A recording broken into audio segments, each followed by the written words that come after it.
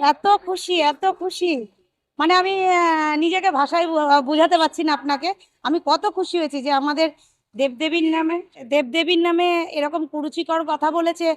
উনার বিশ্বাস নাই থাকতে পারে, যে উনি হিন্দু সনাতনী হয়ে ঠাকুর দেবতার উপরে উনার ভরসা বিশ্বাস নাই থাকতে পারে, তা বলে উনি আমাদের বিশ্বাসে আঘাত করতে পারে না।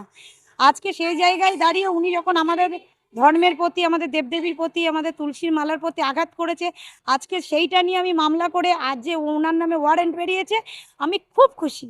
আমি এত খুশি হয়েছি, আমি আপনাকে বলে বোঝাতে পারবো না আমি কতটা খুশি হয়েছি। হুমকি দিয়েছে, কিন্তু দেখেন হুমকি দেওয়া সত্ত্বেও আমরা কিন্তু কোর্ট চত্বরে গিয়েছি।